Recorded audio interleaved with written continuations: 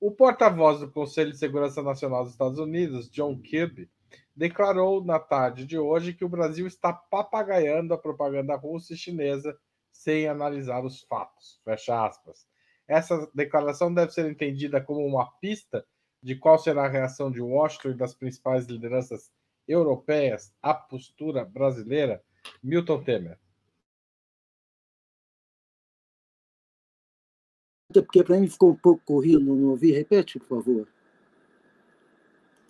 Desculpa, vou repetir. O porta-voz do Conselho de Segurança Nacional dos Estados Unidos, John Kirby, declarou na tarde de hoje que o Brasil está papagaiando a propaganda russa e chinesa sem analisar os fatos.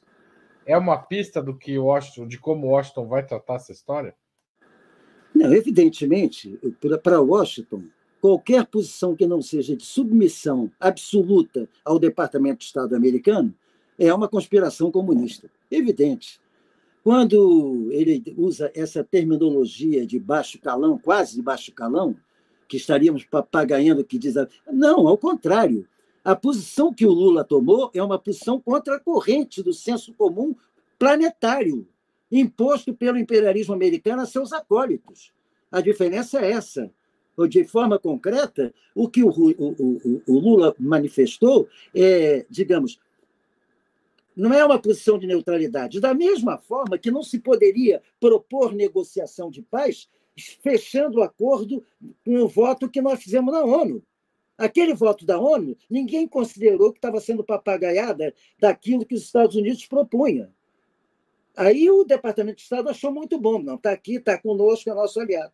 Objetivamente, o Lula, quando faz a infecção, ele o faz dentro da perspectiva de buscar uma saída para a guerra, para pôr fim à guerra. É essa a tônica da discussão. E eu estou de acordo com o bravo espectador, nosso técnico espectador, companheiro, que diz: pô, não aguento mais falar de Ucrânia. É verdade, porque o papel dos Estados Unidos no restante do planeta é todo ele, principalmente com os democratas. Vamos parar com essa ilusão de que os democratas são diferentes do republicano. Em política externa, o imperialismo dos democratas é mais agressivo do que o dos republicanos, historicamente. Então, objetivamente, vamos ter claro, o que os americanos não aceitam é que alguém no continente latino-americano seja capaz de contestar aquilo que é ditado pela política de Estado, do Departamento de Estado ou da Casa Branca. E, nesse sentido, Lula afirmou uma posição que eu espero não só na retórica, mas nos acordos concretos, corresponda realmente a uma afirmação de posição que lhe dá autoridade, inclusive, para chamar os dois para discutirem a paz, porque os Estados Unidos não têm nenhuma condição de chamar a Rússia para conversar sobre paz nesse momento. Ela só pode dizer o que o Zelensky tem que fazer para continuar a ofensiva bélica. Obrigado, Milton. Rita, e essa vocalização da reação americana, o que você achou dela e qual a consequência? A vocalização da reação americana é esperada, né? Os americanos não esperam jamais que o seu quintal, né, os países latino-americanos se posicionem de uma maneira diferente no tabuleiro internacional. Nós tínhamos já esse claro descontentamento dos Estados Unidos da América lá nos 3 primeiros governos do PT, né? Há indícios, inclusive, de participação de organizações ligadas aos Estados Unidos nos movimentos de desestabilização dentro do Brasil. Enfim, são indícios, a gente ainda não tem os documentos, mas uma hora eles devem aparecer, né, como foi em 64.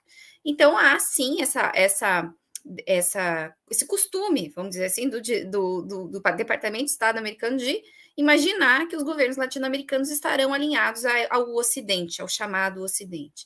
E quando o Brasil faz essas inflexões de política externa autônoma, normalmente o Brasil é alvo de sanções. A gente já viu isso, a gente já viu esse filme em 1951-52, quando Getúlio Vargas se aproxima de Perón e tenta fazer acordo com a Argentina e com o Chile. A gente já viu isso no combate ferrenho da mídia brasileira contra a política externa independente do Jânio Quadros e do João Goulart, né, do o chanceler Santiago Dantas. A gente já viu isso nos outros governos Lula e Dilma, e a gente vai ver de novo, né? Tanto esse alinhamento da mídia hegemônica, que é uma mídia vinculada às agências de notícias estadunidenses, né, que faz coro com esse tipo de posicionamento. Então, por exemplo, o Brasil fez muito bem. Recentemente, os Estados Unidos chamaram uma cúpula da democracia e fizeram lá um manifesto condenando a Nicarágua, e o Brasil se recusou a assinar. Né? Essa cúpula da democracia foi um repeteco do que eram as reuniões da Organização dos Estados Americanos no século XX. Há muito tempo que a OEA perdeu o papel, o Brasil não dá muita bola mais para a OEA, assim como a Venezuela saiu, Cuba já tinha sido expulsa, enfim, né? Então, eles fazem essas novas articulações buscando vincular os países latino-americanos às suas posições. Então, é o esperado, é o que eles farão muita pressão. Não sei ainda... não tenho como prever que tipo de mecanismo irão usar, mas com certeza farão muita pressão. Por outro lado, o governo Biden está numa situação muito delicada, né? Porque o seu principal opositor, Donald Trump, é muito vinculado a essa extrema-direita internacional, a qual Jair Bolsonaro é também vinculado.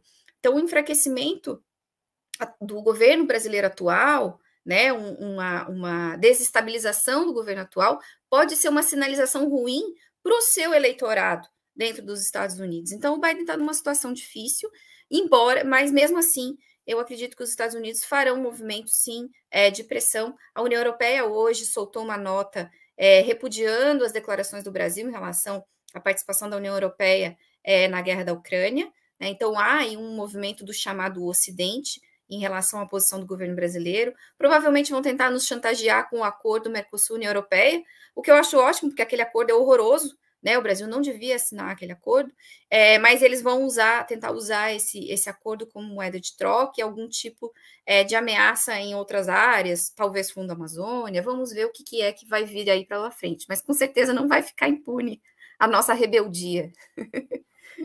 Tá certo. Valério, né? Falta Valério nessa rodada, não é isso? Muito bem, Haroldo. Bom, eu penso, em primeiro lugar, que o governo brasileiro não pode deixar-se intimidar por declarações do sub da diplomacia norte-americana enviando recados para o Itamaraty. Eu não sei se o Milton sabe, a minha mãe era secretária do Santiago Dantas, no início dos anos 60. E, portanto, eu fui educado numa família que tinha responsabilidade no Itamaraty, e desde muito jovem, os meus pais me alertaram para o fato de que o lugar do Brasil é o de um país periférico na América Latina, onde o domínio que prevalece é da potência norte-americana. E, portanto, o dever de militantes socialistas na América Latina, em primeiro lugar, é combater a potência imperialista dominante, que é a potência norte-americana. Porque é dominante no mundo, mas, em primeiro lugar, porque é dominante no Brasil. E, portanto, é a hora de uma resposta altiva à provocação do papagaiando, que é um desrespeito completo, diante do reposicionamento do governo Lula. Isto posto, evidentemente, nós temos nuances entre nós de avaliação. Eu não penso que a posição do governo brasileiro deva ser de alinhamento com a Rússia. Não pode ser de subordinação às ordens de Washington, mas tampouco pode ser de alinhamento com Moscou. Moscou é uma potência imperialista, segundo os critérios mais ortodoxos e tradicionais do marxismo. Ou seja, segundo os 5 critérios definidos historicamente por Lenin, não ninguém menos do que ele, que num famoso ensaio, o Imperialismo, Estágio Supremo do Capitalismo, alertou que tinha ocorrido, na virada do século XIX para o século XX, uma mutação na natureza do capitalismo. Em algumas potências, por 5 razões: concentração de capital e formação de monopólios, fusão do capital industrial bancário originando capital financeiro, papel da exportação de capitais na conquista e preservação de posições de domínio formação de corporações multinacionais que dividem entre si o mercado mundial. E quinto, partilha do mundo entre os estados imperialistas. Se nós observarmos estes 5 critérios, a Rússia preenche todos os 5 critérios. Ou seja, a Rússia de Putin, depois da recuperação econômica dos 20 anos, na sequência da década perdida após a restauração capitalista, que mergulhou com a dissolução da União Soviética, a Rússia numa regressão histórica, a Rússia, na primeira década do século, teve crescimento, Milton, de 7% ao ano e duplicou o PIB. E, portanto, na Rússia, nós temos a presença de monopólios, temos a liderança do capital financeiro, ainda que boa parte dos bancos sejam estatais. A Rússia é exportadora de capitais, compete por espaço para as suas corporações no mercado mundial, disputa áreas de influência no mundo. A Rússia tem colônias. Tem colônias na Europa Oriental, como é a Bielorrússia, e tem colônias na Ásia Central. A Rússia domina o Cazaquistão, o Turcomenistão, a Quirguízia, o Tadiquistão, o Uzbequistão. Dentro da Rússia, há colônias internas como a Chechênia.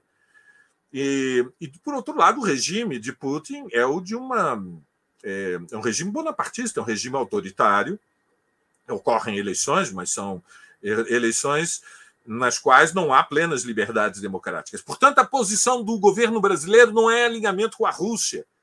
A posição do governo brasileiro é, sim, neutralidade, porque se trata de uma guerra interimperialista em que a Ucrânia foi transformada num protetorado norte-americano na fronteira da Rússia. Mas a Rússia invadiu a Ucrânia. Esta ideia, vamos combinar, é uma tese hegeliana de que a guerra começou em 2014 com o golpe de Estado. Gente, a guerra da Ucrânia não começou em 2014. Como a Segunda Guerra Mundial não começou em 1933 com o incêndio do Reichstag. Isso é uma fórmula literária, é uma metáfora literária, num grau altíssimo de abstração. Qualquer poder por Hitler antessala da deflagração da Segunda Guerra Mundial, mas ela começou com a invasão da Polônia. Bom, esta é a minha opinião, é uma nuance. Não penso que, portanto, esteja errado o governo Lula, ele preserva a sua independência e atua com máxima responsabilidade para abrir um caminho para a paz. E, nesse aspecto, estabelece um diálogo com a China, que é a potência que tem um papel, pelo seu peso, de maior responsabilidade para a abertura de negociações. Câmbio, Haroldo. Eu teria que passar para a próxima pergunta, mas eu tenho que dar o direito de resposta para o Milton e para a Rita claro, rapidinho, até porque você estourou o prazo. Um minuto para o Milton, 1 minuto para a Rita. Eu quero dizer o seguinte, se tem alguém entre nós aqui que certamente não tem nenhuma simpatia pelo Putin como chefe de Estado, certamente sou eu, que não me empolguei de forma nenhuma com o fim da União Soviética, achando que então ia começar o caminho da Revolução Socialista na Rússia. Eu não me empolguei. Ao contrário, eu sempre olhei a corja de Yeltsin como algo desprezível. Neste momento, eu não estou dizendo a grande manobra no campo da esquerda é fazer com que aquele que não condena a Rússia está apoiando o Putin. Eu não estou apoiando o Putin coisa nenhuma. Eu estou condenando a OTAN. É diferente. Isso não implica dizer que eu estou apoiando o Putin. Eu estou condenando a OTAN na Ucrânia, estou condenando os Estados Unidos do Oriente Médio, estou condenando os Estados Unidos em Taiwan, na Ásia Oriental, onde ele está fazendo um pacto militar com a Nova Zelândia e a Austrália para criar ameaças à China. Isso é que tem que ser chamado. Não representa nenhuma forma de aliança ou de apoio a Putin. No caso concreto atual, o que existe é diferente, totalmente diferente. De denunciar a OTAN não representa apoiar Putin. Se por um acaso o Putin está numa ponta da equação, é porque o acidente da história o colocou como a Rússia feita inimiga pelo próprio Estados Unidos. A Rússia de Yeltsin queria ser aliada dos Estados Unidos. Quem não aceitou foi o próprio Estados Unidos, porque o campo da indústria bélica, o complexo industrial militar americano precisa de conflitos planetários para poder manter sua acumulação capitalista permanente. sua acumulação de lucros permanente. E Yeltsin e Putin trabalharam durante toda a década de 90 para serem subalternos aos Estados Unidos. Os Estados Unidos é que não topou. Então, não tem nenhuma simpatia com aquilo lá. Só que, como os Estados Unidos não aceitaram como acordo, resolveram transformar em outro polo de uma disputa imperialista internacional. A Rússia, meu caro Valério, o equipamento nuclear soviético, russo, ex-soviético, são cúpulas enferrujadas. Vamos ter claro, a recuperação concreta começa muito depois. Então, objetivamente, vamos acabar com essa história de que denunciar a OTAN na crise do que está acontecendo na Europa hoje, via Ucrânia e o paspalhão do Zelensky, não tem nada a ver com apoiar Putin na Rússia. Na Rússia eu apoio, aliás, os dissidentes até, o setor radical do Partido Comunista da Rússia. O Rita quer fazer um comentário também? Eu acho que é uma discussão muito longa, mas assim, apenas 2 pontos, né? O primeiro que o Partido Comunista da Federação Russa é oposição ao Putin no plano interno. Mas na questão da guerra da Ucrânia, vem apoiando as ações do Estado russo. Por quê? Porque entende o conflito a que chegamos agora como uma autodefesa, né? Uma questão de defesa das minorias, aliás, das maiorias russas que habitam o Donetsk e o Lugansk, né? E a Crimeia. Enfim, essa é uma questão que a gente precisa colocar. Uma coisa, quando a gente defende uma visão relativa à construção da paz, né, e a multilateralização das relações internacionais, nós não estamos defendendo o governo X ou Y, até porque nós somos brasileiros. Não nos cabe defender para os russos qual é o melhor governo, né? Mas dentro do cenário internacional, nós defendemos uma posição negociada, né, de finalização do conflito, em que não haja uma derrota dos russos. Por quê? Porque uma derrota dos russos é uma vitória da OTAN. E uma vitória da OTAN não interessa aos povos, não interessa àqueles que defendem uma nova hegemonia, né, nas relações internacionais. Então, é preciso, sim, que a OTAN sofra algum tipo de derrota, e, para isso, é necessário que o conflito seja o fim do conflito seja negociado, né, que essas regiões, que são de maioria russa, permaneçam com a Rússia, e aí pode-se negociar a linha intermediária, né, no que é a proposta de paz que a China faz, dos 12 pontos, e eu imagino que a proposta brasileira deva caminhar nesse sentido. Em relação ao imperialismo, é um debate grande, mas, assim, eu não sei onde está a exportação de capital da Rússia, né? A grande empresa russa, a Gazprom, é uma empresa estatal, então eu acho que dentro dos 5 critérios que o Valério cita aqui, a gente não consegue encaixar a Rússia, mas, enfim, é um debate bem teórico, bem mais longo, que a gente pode fazer num outro momento. Aliás, a gente pode fazer um programa só sobre isso uma hora.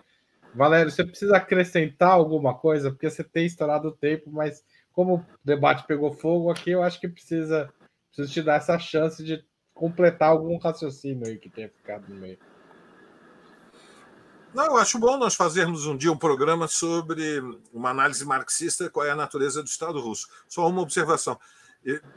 Não há nada de bom vai sair de uma vitória da OTAN transformando a Ucrânia, consolidando a Ucrânia como um protetorado. Justo. Nada vai sair de bom de uma vitória de Putin, transformando a Ucrânia numa semicolônia, como é o estatuto hoje da Bielorrússia. Portanto, o caminho para a paz passa por concessões mútuas.